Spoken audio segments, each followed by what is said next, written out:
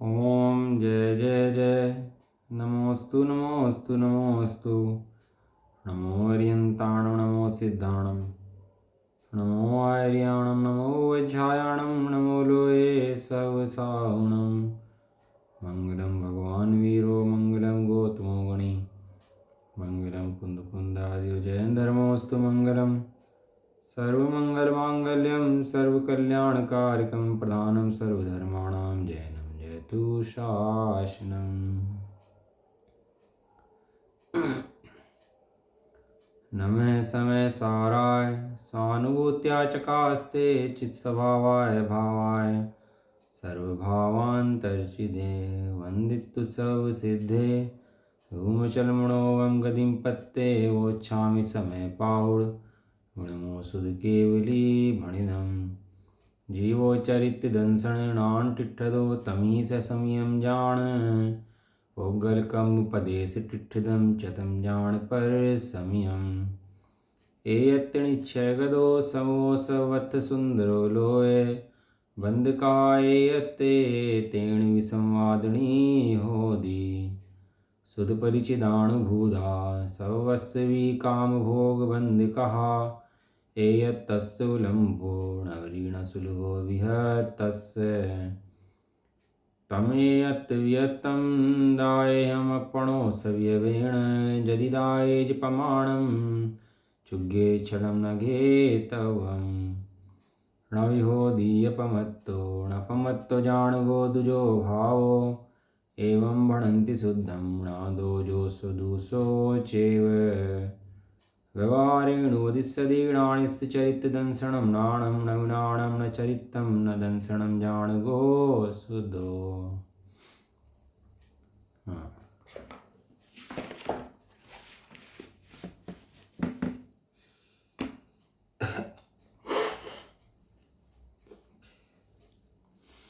श्री समय 60 जी ग्रंथ विराजमान है और इसके अंदर अपना अधिकार चल रहा है जीव अजीव अधिकार। दूसरे शब्दों का अजीव अधिकार। जीव और अजीव दोनों मिलकर स्वांग खेल रहे हैं, दोनों मिलकर एक स्टेज पर नाटक कर रहे हैं और उन्हें जो जीव है वो भिन्न जानता है, हैं? जो जीव है, जीव ज्ञान स्वरूप आत्मा है, वो उसको भिन्न जानता है। तो इसके अंदर गाथा नंबर 44 अपनी हो गई थी और गाथा नंबर 45 आज शुरू होगी। तो पढ़ लेते हैं गाथा। गाथा क्या कहती है देखो। अट्टविहं पियकम्मं सवं पोग्गलमयं जिणाबेन्ति जस्य फलं तमुंचदि दुःखं ति विपच्यमाणस्। इसके बाद टीका हो गई थी और ये इसका आखिरी हो गया था और भावार्थ इसका रह गया था, है ना। भावार्थ पढ़ लेते हैं इसका। रे कर्म अष्ट प्रकार का जिन सर्व पुद्गल में कहें परिपाक में जिस कर्म का फल दुख नाम प्रसिद्ध है। भावार्थ इसका। जब कर्मोदय आता है तब वह आत्मा दुख रूप परिणमित होता है और दुख रूप भाव है वह अध्यवसान है। जब कर्म का उदय जीव का आता है, विभिन्न प्रकार के 8 प्रकार कर्मों का उदय आता है, तो ये आत्मा ही दुख रूप परिणमित होता है। कोई पुद्गल दुख रूप परिणमित होता हो ऐसा नहीं है, वो आत्मा ही दुख रूप परिणमित होता है। और जो दुख का जो भाव आत्मा का है वो अध्यवसान है। इसलिए जो दुख रूप भाव हैं जो आत्मा के अंदर उत्पन्न होते हैं उनमें चेतनता का भ्रम उत्पन्न होता है। ऐसा लगता है चेतना से उत्पन्न हुए हों, ऐसा लगता है चेतन ही हो, लेकिन वास्तव में वे चेतन नहीं है। वे चेतन नहीं है, वे वास्तव में देखा जाए तो पुद्गल कर्म के उदय से उत्पन्न होने वाले पुद्गल कर्म ही हैं। चारित्र मोहनिया कर्म के उदय से ये राग द्वेष भाव परिणमित होते हैं जीव के, होते जीव के अंदर हैं, लेकिन होते किससे हैं? वो होते हैं पुद्गल द्रव्य के निमित्त से, बराबर ना। परमार्थ रूप से दुख रूप भाव चेतन नहीं है, कर्मजन्य है, इसलिए जड़ हैं। भाई साहब उदाहरण लेते हैं। क्या उदाहरण लेते हैं कि एक लाइन में लाइन लगी हुई थी, एक लाइन के अंदर आपको पीछे धक्का मारा किसी ने, तो आपने पीछे वाले से कहा कि धक्का क्यों मारा? तो पीछे वाले ने कहा कि भाई साहब धक्का मैंने नहीं मारा और धक्का पीछे से आया है। क्या कहा उसने? कि धक्का भाई साहब मैंने नहीं मारा, धक्का कहाँ से आया है वो, कि लाइन में धक्का पीछे से आया है। तो अब आप गलती निकालोगे क्या उसकी, जिससे धक्का लगा। क्यों?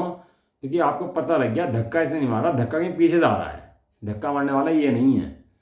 इसी प्रकार जो राग द्वेष अध्यात्म आदि भाव हैं उत्पन्न तो हुए हैं, लेकिन कहाँ से उत्पन्न हुए हैं, इनका धक्का कहाँ से आ रहा है, इनका धक्का पुद्गल कर्म के निमित्त से आ रहा है, पुद्गल कर्म से आ रहा है। तो जहाँ से धक्का आ रहा है दृष्टि वहाँ पर जाती है, फिर जीव निर्दोष हो जाता है।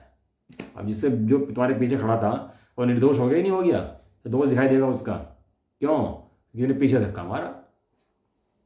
तो ऐसे ही जितने भी हैं परद्रव्य के भाव हैं जो अध्यवसान हैं, वे जीव से उत्पन्न नहीं हुए, वो कहाँ से उत्पन्न हुए हैं,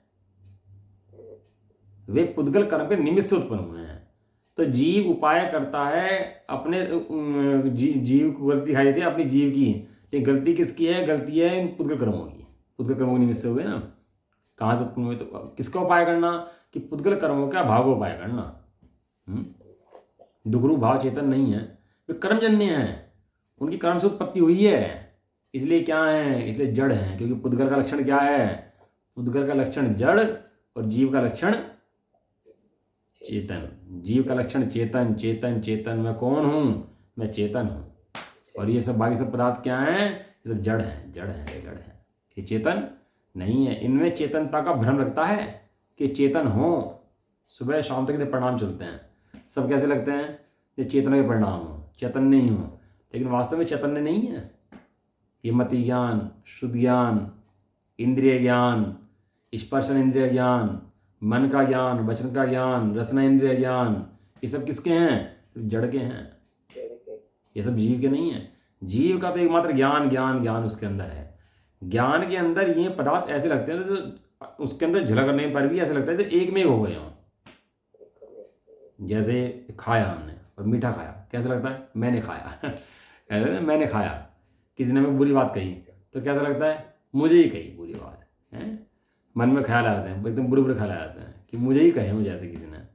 तो ऐसे बुरे ख्याल मन में आते हैं, बुरे विचार मन में आते हैं, ऐसा लगता है पुद्गल मेरे अंदर समा गया हो, लेकिन वास्तव में देखा जाए तो पुद्गल अपने अंदर समाया नहीं है।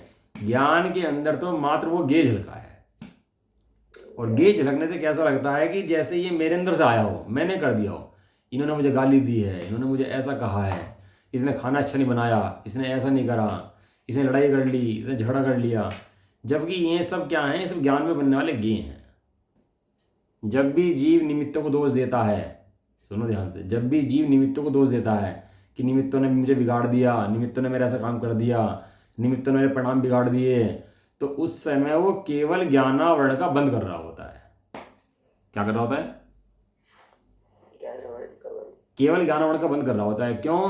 क्योंकि केवल ज्ञान के अंदर जब अनंत पदार्थ जानने में आएंगे तो कैसे जानेगा भाई तुम पदार्थों को, दोष देखता रहेगा दूसरों के, फिर तो बैठ करके कि इसने इसका ऐसा कर दिया, उसने उसका ऐसा बिगाड़ दिया, इसने ऐसा कर लिया, ये देखता रहेगा बैठ के, और क्या करेगा केवल ज्ञान के अंदर।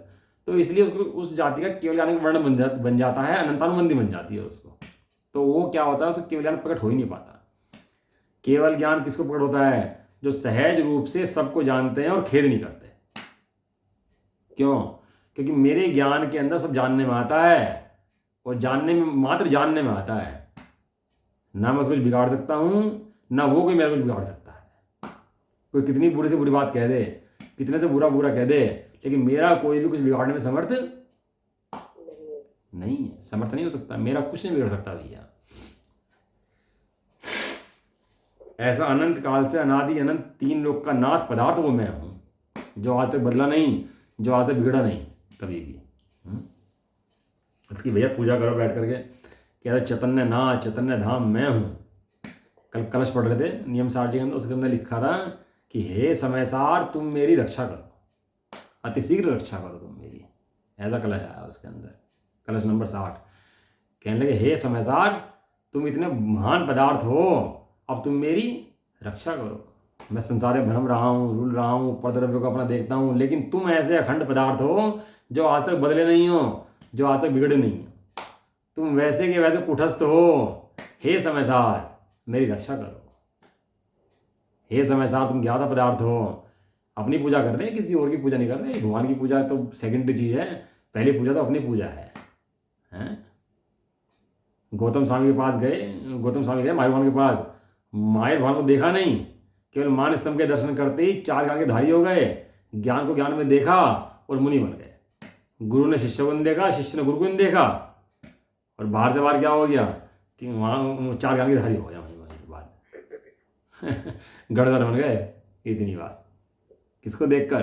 अपने को देख करके, निमित्त को देखकर नहीं। निमित्त पर आरोप आता है भैया, लेकिन वास्तव में निमित्त करता नहीं होते, निमित्त करता नहीं है। वास्तव में अपना ज्ञान स्वभाव निमित्तों से नहीं है, ज्ञान स्वभाव ज्ञान से है, बाहर किसी निमित्त से नहीं है। निमित्त से ज्ञान नहीं आता, अंदर जो आत्मा पदार्थ है उसमें से ज्ञान आता है। सुख कहीं बाहर से नहीं आता, अंदर जो आत्मा बैठा है सुख का नाथ, सुख का कंद, वहां से सुख आता है। हे सुख के नाथ, हे सुख के कंद, तुम मुझे आनंद दो। हूँ सुख का नाथ नहीं अंदर बैठा हुआ, आनंद का नाथ हूँ अंदर बैठा हुआ कि नहीं? 3 लोक का नाथ ज्ञान पदार्थ अंदर बैठा हुआ कि नहीं बैठा हुआ हूँ? या कोई अंदर कोई और बैठा हुआ है? ये मति ज्ञान वाला बैठा हुआ है क्या अंदर? अंदर कौन बैठा? इस शरीर देह के अंदर है, इस देह के अंदर भगवान विराजमान है, 3 लोक का नाथ विराजमान है जो बदलता नहीं है, सुख का नाथ, सुख का कंद विराजमान है इस देह के अंदर। उस सुख के कंद पर दृष्टि नहीं करता और बाहर में देखता रहता है। अरे तू 3 लोक का नाथ भगवान विराजमान है, हे समयसार मेरी शीघ्र रक्षा करो। कहाँ है वो समयसार? कहाँ है उसमें? कहाँ विराजता है? कहीं आलों में मिलता है, खम्भों में मिलता है, कहीं बाहर मिलता है क्या? वो कहाँ मिलता है समयसार? अरे वो मैं ही हूँ भाई, मैं ही हूँ। मेरा द्रव्य, मेरा क्षेत्र, मेरा काल, मेरा भाव, वो किसी परिनिमित्त से नहीं है, वो मेरे मुझसे ही है। परिनिमित्त से नहीं आता, कोई पर उसे नहीं बनाता। भगवान भी बनाते नहीं है, बताते हैं। क्या कहा? भगवान भी बनाते नहीं है, मात्र बताते हैं, क्योंकि तू भूला हुआ है इसलिए बताते हैं। भूला हुआ ना होता तो बताते भी नहीं भूला हुआ ना होता तो बताते भी नहीं। भूल स्वयं को है हैरान है। अरे तू देख तो सही अपनी निधि उठा करके, कैसे खजाना भरे हुए तेरे अंदर, कैसे रत्नों का पिटारा भरा हुआ तेरे अंदर। बाहर सुख की खोज करता है और तेरे अंदर रत्नों का पिटारा विराजमान है, अपने को नहीं देखता। बगल में छोरा, गली में ढिंडोरा है सब जगह ढूंढा भैया, बैठा तो घर के अंदर ही है अपने। कहाँ ढूंढता है? कहीं नहीं मिलेगा, और जहाँ है वहाँ अवश्य मिलेगा। कहाँ है? अपने अंदर ही है भैया। तू ही है, तू ही सुख का नाथ है। मेरे चैतन्य घन, एक भजन है उनका वर्णी जी का, बहुत पुराना भजन है। मेरे चैतन्य घन शाश्वत तारण तरण ब्रह्म प्यारे, तेरी भक्ति में क्षण जाए सारे। बहुत पुराना भजन है मुरली जी का, बहुत प्यारा भजन है। हे मेरे आत्मन, तेरी भक्ति करूं ऐसी कि मेरे सारे कर्म चल जाएंगे तेरी भक्ति करने से। क्यों? क्योंकि तू ऐसा है, तेरी भक्ति जो करता है तो सारे कर्म चल जाते हैं। तेरी भक्ति करे तो कर्म रह जाएं, ऐसा हो नहीं सकता। किसकी भक्ति करो भाई? भगवान की भक्ति सेकेंडरी चीज है, अपनी भक्ति फर्स्ट चीज है। भगवान की भक्ति भी इसलिए कि अपनी भक्ति करने के लिए। समझ में आता नहीं आता? कितना महान पदार्थ दृष्टि से ओझल है, और दृष्टि में आ जाए तो जीव निहाल हो जाए। कहाँ विराजमान है? अरे तू ही है, अपने अंतर में विराजमान है। तू देख आंख खोल के एक बार। उसके अंदर लाइन है, भजन के अंदर बहुत सुंदर लाइन है। सिद्धि जिनने भी अब तक है पाई, तेरा आश्रय ही सबको सहाई। जिन्होंने भी आज सिद्धि प्राप्त करी, जितने मोक्ष गए, उस आत्मा के आश्रय से गए, शुद्धात्मा के आश्रय से गए और जितने संतान उल रहे हैं वे शुद्धात्मा को भूल कर उल रहे हैं। बहुत बढ़िया भजन है, पढ़ना ध्यान से उसके एकांत में, भेज दो ग्रुप पर। सिद्धि जिनने भी अब तक है पाई, तेरा आश्रय ही उसमें सहाई। मेरे संकट हरण ज्ञान दर्शन चरण ब्रह्म प्यारे, तेरी भक्ति में क्षण जाए सारे। संकट मोचन है, संकट हरण है। कौन? अपने कैमरे में फोन कर लो तो सब लोग अपना म्यूजिक वीडियो हटा के ना अपना, और देखो सीधे होकर बैठ जाओ एकदम बढ़िया। अभी तो अपनी बात चलती है। ये सारे दिन के रोने गाने चलते हैं ना, ये उनसे सबसे भिन्न बात है। ये तो अपनी बात चलती है भैया। अब तो है, ये तो वास्तव में मेरी बात है, सुख की बात है, आनंद की बात है, असली बात है। संकट हरण है, संकट मोचन है। कौन? कौन? अरे मेरा शाश्वत स्वरूप, वो संकट मोचन है। बहुत बढ़िया। मतलब भैया अपने अपने चैतन्य की इतनी भक्ति करो, इतनी भक्ति करो, चैतन्य नजर आ जाए वास्तव में। भगवान को भी देखो तो वहां चैतन्य दिखना चाहिए। भगवान को देखने भगवान नहीं है, चैतन्य को देखने के लिए भगवान है। जिन्होंने भगवान को देखकर चैतन्य निर्णय नहीं करा, उन्होंने भगवान को भी देखा ही नहीं है। भगवान चैतन्य स्वरूप हैं, चैतन्य दिखाते हैं, चैतन्य देखते हैं। भगवान चैतन्य स्वरूप हैं, चैतन्य ही देख रहे हैं और चैतन्य ही दिखा रहे हैं। और जो सम्यक ज्ञानी जीव हैं, भव्य जीव हैं, मोक्ष जाने वाले हैं, वे भगवान को देखकर चैतन्य निहार रहे हैं और चैतन्य निहार कर आनंदित हो रहे हैं। अरे भैया तू इतना महान तत्व है, तीन लोक का नाथ भगवान परमात्मा भाई तू ही है, तू ही है, कोई और नहीं है। यहाँ कोई और ऐसा जगत में पदार्थ नहीं है जो भगवान हो। तू ही भगवान है। जो अंतरंग में जो शुद्धात्मा विराजमान है सो ही भगवान है, अन्य कोई भगवान यहाँ पर है नहीं। तू ही तीन लोक का नाथ है, तू ही भगवान है। कौन कहे इससे बातें? सब इसको गुलाम बनाने तैयार हैं। गुलाम बन जाओ, मेरी सेवा करो, मेरे भक्त बन जाओ। हैं, ये हमारे भगवान हैं जो भगवान स्वरूप दिखाते हैं। पारस मणि भैया लोहे को सोना बनाती है, पारस नहीं बनाती। क्या कहा आंटी? हाँ, लोहे को सोना बना सकती है लेकिन पारस नहीं बना सकती। लेकिन हमारे जिनेंद्र वाणी, जिनेंद्र भगवान ऐसे हैं जो सोना नहीं बनाते, पारस बना देते हैं। हाँ, अरे अब तेरी एक एक पर्याय में भगवान पना झरेगा। ये शुभ भाव के संकलेश नहीं झरेंगे। शुभ भाव संकलेश है और शुद्धात्मा क्लेश से पार है, सुख सुख की निधि है, भरा पूरा है।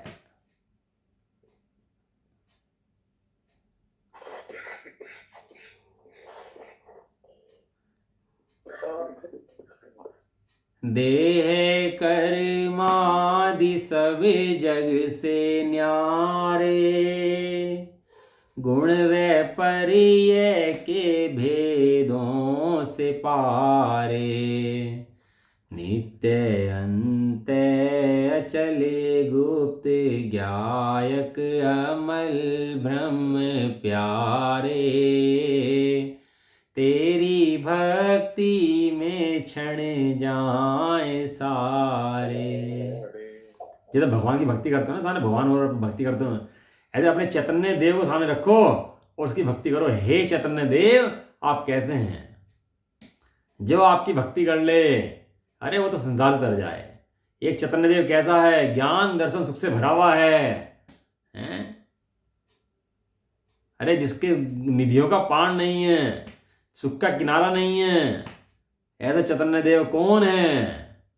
अरे एक बार सामने रख के भक्ति तो करो चैतन्य देव की। देखो तो सही आंख खोलकर, सर्वांग सुंदर चैतन्य देव विराजमान हैं। और जो दृष्टि नहीं देखता, अरे तो भगवान है, तीन लोक का नाथ है भैया। ऐसे चैतन्य देव को सामने रखो और चैतन्य देव की भक्ति करो, तो उससे समय दर्शन की प्राप्ति होती है, उससे मोक्ष की प्राप्ति होती है। समझ में आता? क्यों आशीष जी? जिसने ये नहीं समझा वो संसार में उड़ रहा है, जिसने ये समझ लिया वो मोक्ष में है। इतना सा गणित है बस। सुनता तो बहुत है चैतन्य देव को, लेकिन चैतन्य देव की महिमा आज तक नहीं आई इसको। मात्र इंद्रियों का विषय बन गया, कान से सुना, मन से सोचा, खत्म। अरे भैया कहाँ, इतनी सी बात नहीं है। तो चैतन्य महान तत्व है, तो एक बार देख तो सही, देखने से महिमा आती है, बिना देखे महिमा नहीं आती भैया। बिना देखे तो शब्दों की बातें हैं बस, खाली शब्दों की कुटाई से कुछ नहीं होता। चैतन्य देव को देखने से मान मिलता है।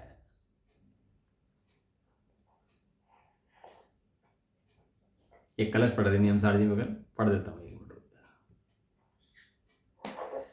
बहुत बढ़िया कलश आया, कलश नंबर 62 है। शेयर कर दूँ क्या? एक मिनट शेयर ही कर देता हूँ। बहुत बढ़िया कलश है, मतलब आपको पढ़ के मजा आ जाएगा।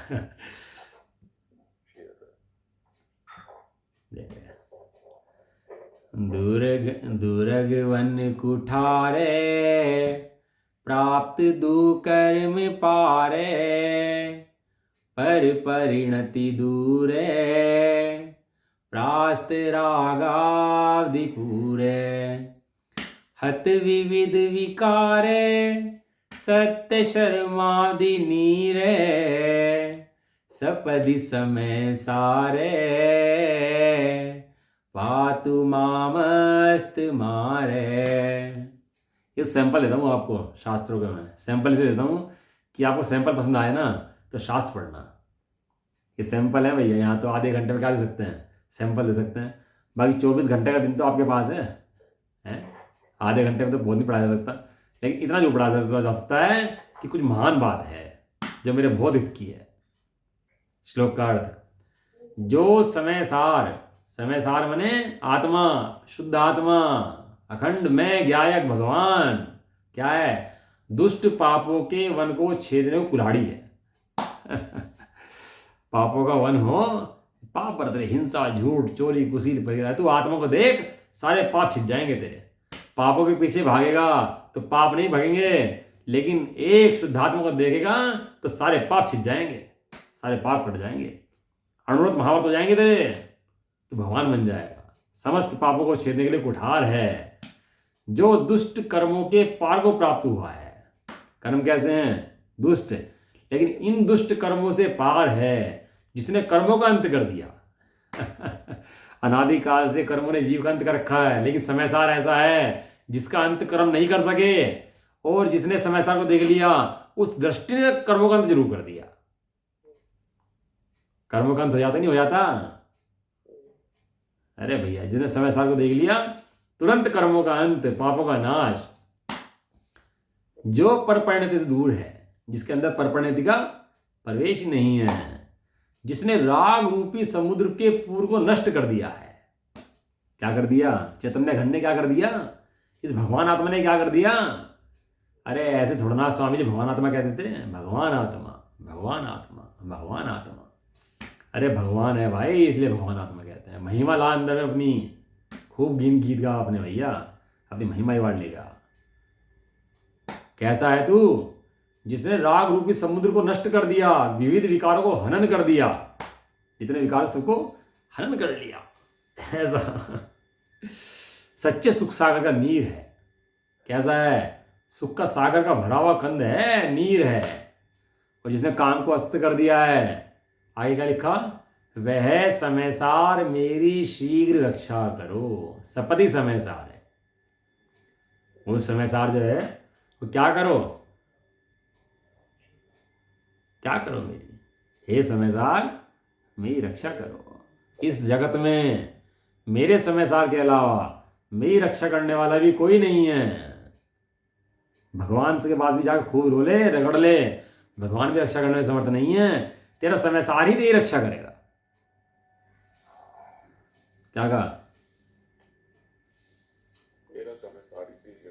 अरे तेरा समय सार त्रिकाल तेरे साथ है, वो समय सार ही तेरी रक्षा करने में समर्थ है। अन्य कोई रक्षा करने में तेरी समर्थ नहीं है, नहीं है, नहीं है भाई, कर ही नहीं सकता। वो समस्त पापों का नाश कर दे, समस्त कर्मों का भाव कर दे। और कैसा है? सुख का कंद है, क्लेश का किनारा है, ज्ञान का भरा उछलता समुद्र है। कहाँ है वो? कहाँ है? कहीं दिखता है कि नहीं दिखता? हाँ, अरे वो समय सार मैं ही तो हूँ। आज तक देखा नहीं था, आज देख लिया तो देखते ही निहाल हो गया। अरे मेरी दृष्टि में क्या उछल रहा था।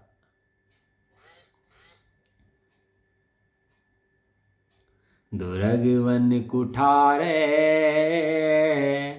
प्राप्त दुकर्म पारे, पर परिणति दूरे, प्रास्त रागावधि पूरे, हत विविध विकारे, सत्य शर्मावधि नीरे, सपदि समय सारे,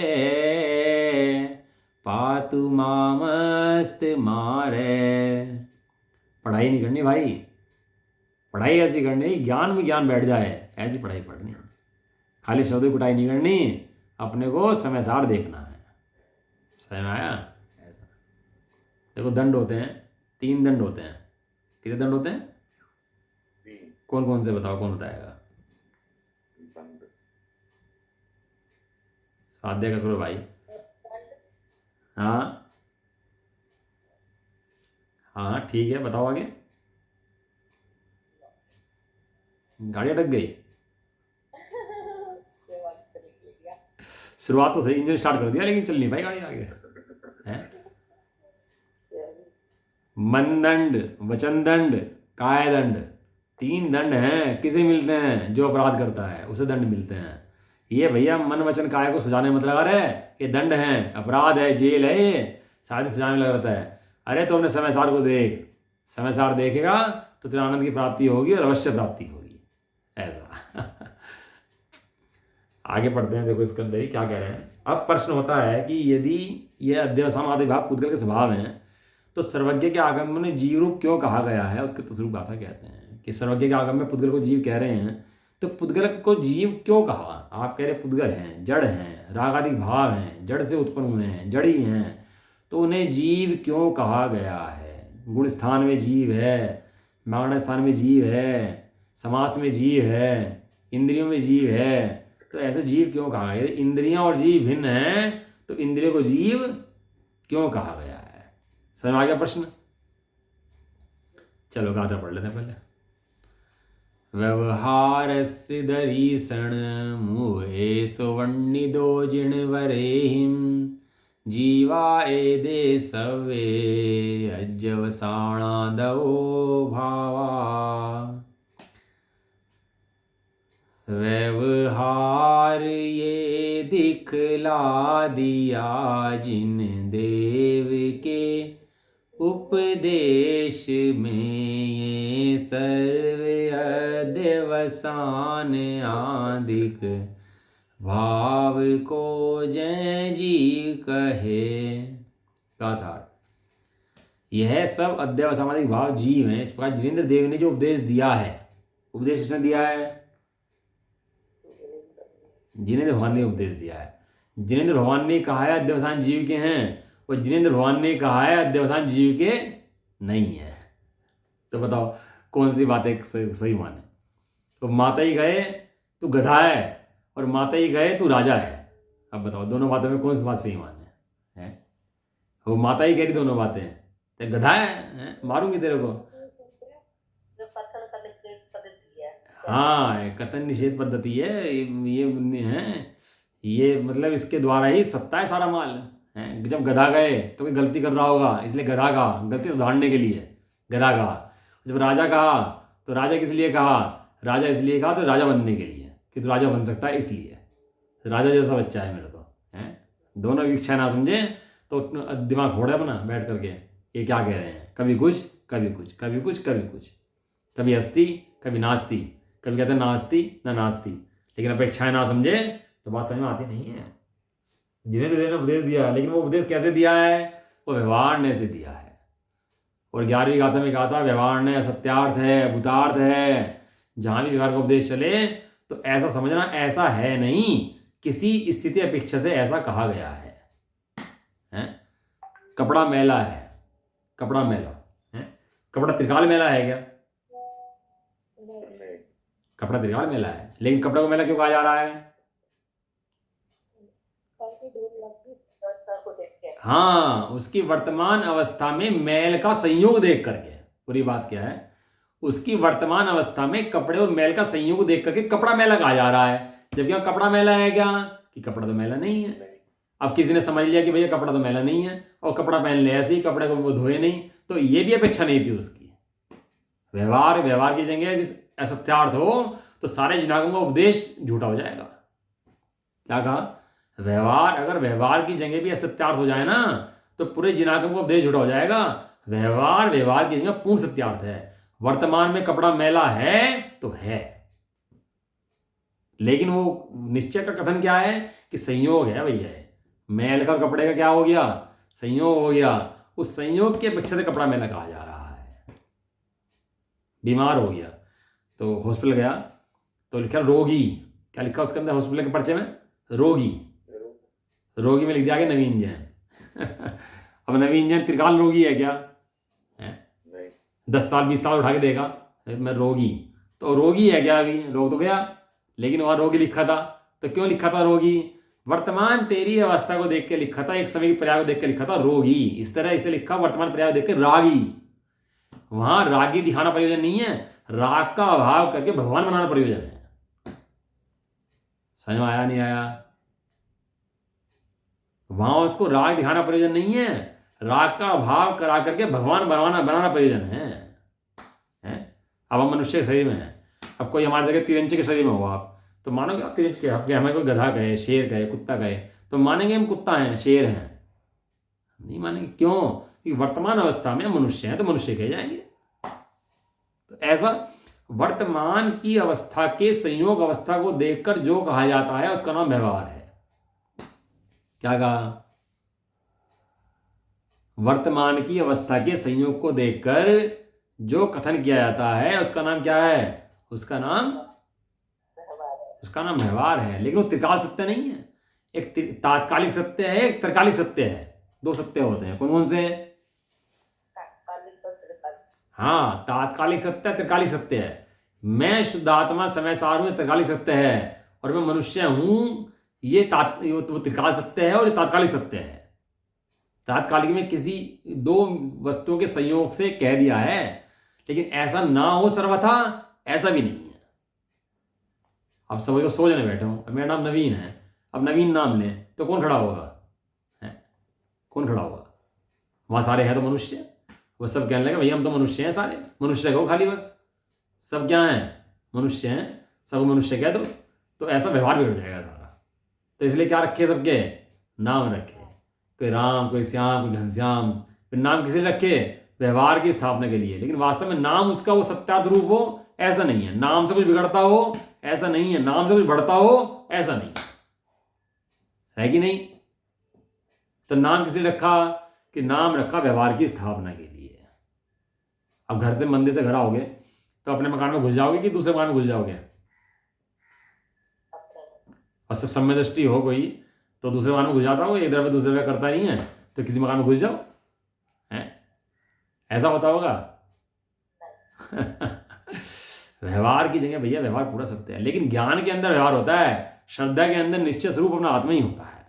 ऐसा दोनों पकड़े चलते हैं। वो ज्ञानी क्या करता है? वो निश्चय व्यवहार को एक मानता है, ये मेरा मकान, ये मेरी दुकान, मेरे बच्चे, मेरा शरीर। वो तो वर्तमान अवस्था को सत्यार्थ मान लेता है। लेकिन जो ज्ञानी जीव होता है वर्तमान अवस्था को वर्तमान की अवस्था जानता है, त्रिकाल नहीं जानता। और त्रिकाल ज्ञायक स्वरूप को ज्ञायक स्वरूप जानता है, वर्तमान की अवस्था नहीं जानता। समझ में आया? व्यवहार को भूलता नहीं है वो ज्ञानी जीव कि किसी के मकान में घुस गया, मुंह के बजाय नाक से खाने लगा। ऐसा समझती जीव होते हैं क्या? एक महिला थी, वो कहने लगी मैं समय दृष्टि हो गई। कि समय दृष्टि कैसे हो गई? कि मेरे हाथ से लोटा छूट जाता है, मेरी रोटी जल जाती है, वो मैं चलते चलते गिर पड़ती हूँ, वो मुझे नहाना याद नहीं रहता। तो मैं क्या हो गई? मैं तो आत्मा में खोई रहती हूँ, बस मैं तो भूल गई सब कुछ। तो इसका नाम समय दृष्टि होता है क्या? समय दृष्टि पूर्ण विवेकवान, श्रद्धावान, न्यायवान, क्रियावान, इसका नाम समय दृष्टि होता है। राग है, वर्तमान में राग है, लेकिन राग जीव है ऐसा नहीं है, राग नहीं है ऐसा भी नहीं है। इसका नाम तो अनेकांत है। ये तो समझ नहीं पाया कोई आज तक इस गणित को। सप्तभंग, अस्ति नास्ति, जीव राग से कैसे भिन्न है, राग जीव से कैसे भिन्न है, ये तो ये समझ नहीं पाया आज तक।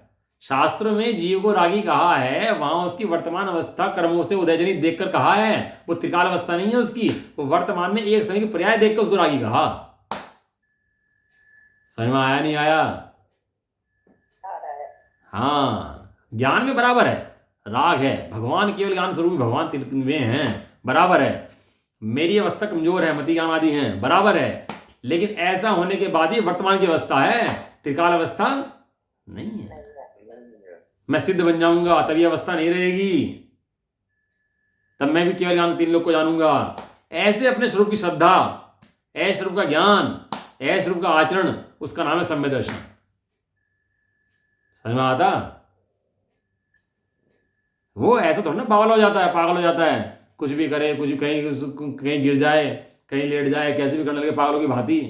अरे मुनि भी होते हैं तो पूरे न्यायवान होते हैं, संघ में चलते हैं तो संघ का पालन पोषण करते हैं, न्यायपूर्वक क्रिया करते हैं, देख कर चलते हैं, एक टाइम भोजन लेते हैं, आहार आदि लेते हैं, कितना 28 मिनट का पालन करते हैं।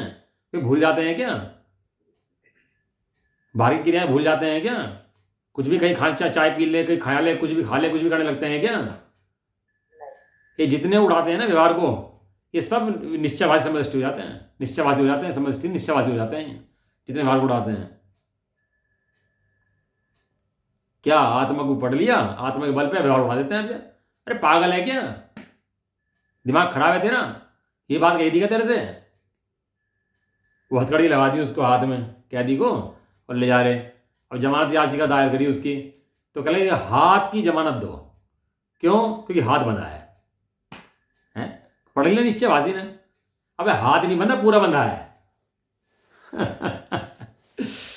हैं? समझ में आया? कि जमानत याचिका में लगाते हो तो क्या लिखते हो?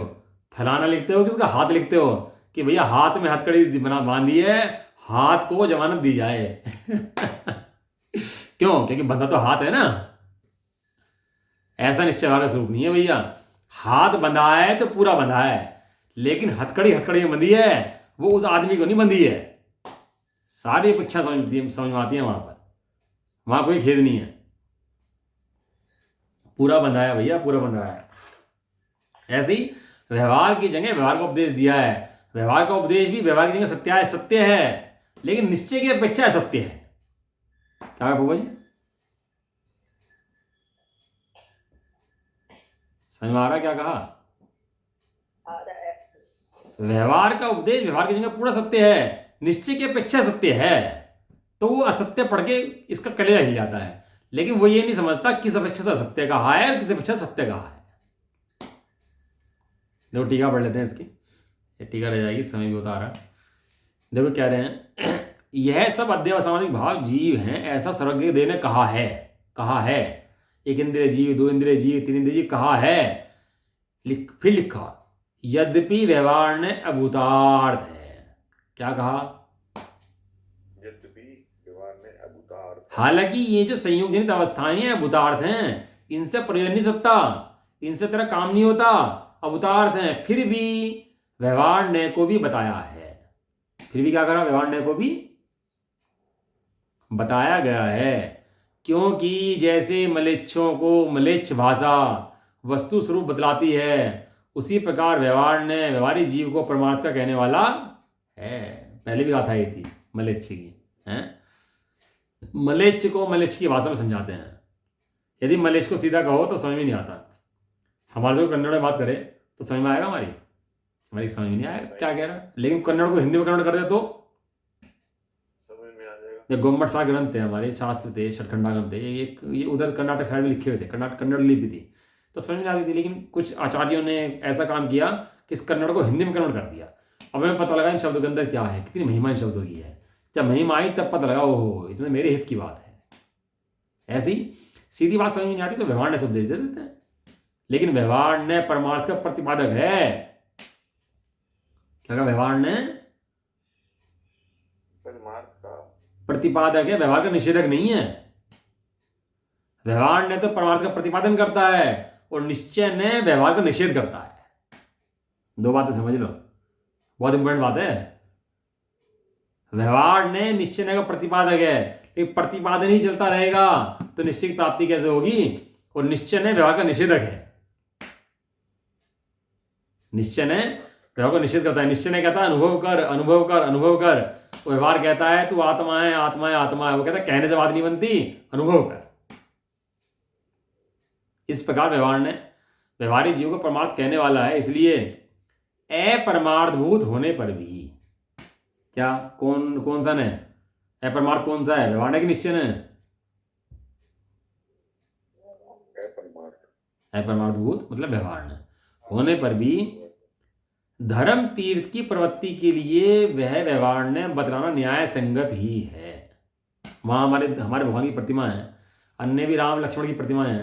वहाँ पाषाण तो सब में एक ही है, पाषाण में तो फर्क नहीं है। लेकिन यदि सबको बराबर मान के पूजने लग जाओगे तो धर्म की स्थापना नहीं हो पाएगी। भेद से भेद है, निश्चय में भेद नहीं है। भेद से भेद बराबर है, पूरा है। यदि भेद से भी भेद नहीं मानोगे तो सारे में अंतर करना भारी पड़ जाएगा, फिर डले खाओगे पत्थर खाओगे। इसलिए व्यवहार की जगह व्यवहार, लेकिन निश्चय की जगह निश्चय, दोनों का खुलासा ज्ञान के अंदर बराबर रहना चाहिए। धर्म तीर्थ की प्रवृत्ति के लिए व्यवहार ने बतलाना न्याय संगति है, हैं? लिखा है यदि व्यवहार का निषेध करोगे तो तीर्थ का नाश हो जाएगा, और निश्चय का निषेध करोगे तो धर्म का नाश हो जाएगा। क्या कहा? क्या कहा? बोल दो। व्यवहार का निषेध करोगे तो तीर्थ का नाश हो जाएगा, नाश हो जाएगा, और निश्चय का निषेध करोगे तो धर्म का नाश हो जाएगा। धर्म का नाश हो जाएगा। लेकिन ये बात ध्यान रखने की है, हे क्या है उपादेय क्या है। व्यवहार ने हे है और निश्चय ने उपादेय है। हाँ, यदि चौथी का बालक चौथी को उपादेय समझ लेना तो ऊपर बढ़ नहीं पाएगा। चौथी को हे समझता है, पांचवी को उपादेय समझता है। पांचवी बढ़ना उपादेय है, तब जाके ऊपर बढ़ता है। और डॉक्टर इंजीनियर जो भी बनना हो श्रद्धा का श्रद्धेय है उसका। परंतु यदि व्यवहार ने ना बतलाया जाए तो परमार्थ से निश्चय से शरीर से जीव को भिन्न बताया जाने पर भी हो जाएगा। आज पढ़ लेते हैं, खुलासा कल कर लेंगे इसका। परमार्थ से निश्चय से शरीर से जीव को भिन्न बताए जाने पर भी जैसे भस्म को मसल देने से हिंसा का भाव है, उसी प्रकार तरस स्थावर जीवों को निशंकतया मसल देने से कुचल देने से भी हिंसा का भाव ठहर जाएगा। अब खुलासा तो उसका बहुत है, तो कल ही करेंगे। और इस कारण बंध का ही अभाव सिद्ध हो जाएगा। और परमार्थ के द्वारा जीव राग द्वेष मोह से भिन्न बताए जाने पर भी रागी द्वेषी मोही जीव कर्मों से छूटता है, बनता है, छूटता है। इस प्रकार मोक्ष के उपाय ग्रहण का भाव हो जाएगा और इससे मोक्ष का भाव हो जाएगा। इस प्रकार यदि व्यवहार ने न बतलाया जाए तो बंध मोक्ष का भाव ठहर जाएगा। बंध नहीं है तो मोक्ष किसका भी? अच्छा, बंध भी है, जिसका बंध है उसका मोक्ष है, जिसका बंध नहीं है उसका मोक्ष नहीं है। यह अनेकांत शैली समझ बड़ी भारी है, हर किसी से पकड़ भी नहीं आती। अनेकांत शैली है, इस अनेकांत की शैली में ही जगत लूट गया वास्तव में। आपको वो शैली न पकड़ में नहीं आए, शैली समझ में नहीं आई और अपने हिसाब से कुछ ही मान लिया। तो उस कुछ ही मानने से क्या हुआ कि संसार चलता रहा। भैया संसार छूटने का उपाय कभी इसका बना नहीं, ऐसा। ठीक है ना? बाकी विचार करना इन बातों का, आप भी शास्त्र को स्वाध्याय करना, नियम सारजी खोलना, पढ़ना, विशुद्धि पढ़ाना अपनी, है। विशुद्धि से ज्ञान बढ़ता है, ज्ञान पढ़ने से नहीं बढ़ता। पढ़ाई तो हो सकती है, पढ़ाई तो कर लेते हैं, लेकिन ज्ञान जो है पढ़ाई से नहीं विशुद्धि से बढ़ता है। जितना बैठकर चिंतन करोगे, विचार करोगे, सोचोगे, समझोगे, मान निकालोगे, उससे विशुद्धि सहज पकेगी और उस विशुद्धि से ज्ञान का विकास होता है। ज्ञान में रम जाए, यही ज्ञान का विकास है। केवल ज्ञान हो जाए ये ज्ञान का विकास नहीं है। ज्ञान अपने ज्ञान स्वरूप को देख ले, आराधना कर ले, ज्ञान स्वरूप में रम जाए, ज्ञान की महिमा आ जाए, ये ज्ञान का विकास है। समझ में आता क्यों आशीष जी? ज्ञान के विकास की पद्धति ये नहीं है कि 3 लोग को जान ले, ये ज्ञान के विकास की पद्धति नहीं है। अरे ज्ञान में बैठकर निर्भर हो गया, ये ज्ञान का विकास है। ज्ञान में बैठकर अपना ज्ञान स्वरूप जान ले, शांत हो जाए, बाहर से संक्लेश होना बंद हो जाए, गेहूं से आक्रांत होना बंद हो जाए, ये ज्ञान का विकास है। ये इसके लिए अभ्यास चाहिए, ताकत चाहिए इसके लिए। ज्ञान के ये बनेंगे दिन से लेकर रात तक, लेकिन मेरे अंदर प्रवेश नहीं करेंगे, ना करते हैं। मैं अखंड कूटस्थ भिन्न गायक हूँ। ऐसे गायक स्वभाव की आराधना, समय सार की आराधना, वो समय सार मेरी शीघ्र रक्षा करो। अब आज पूजा करना चैतन्य देव की, मेरे चैतन्य गण है, भजन भेजता हूँ आपको। ठीक है, चलो। निज निधि निज में बताई, ये अनंत उपकार है इसके दिए जिन वाणी माँ को वंदना शतबार। 99वां मंत्र।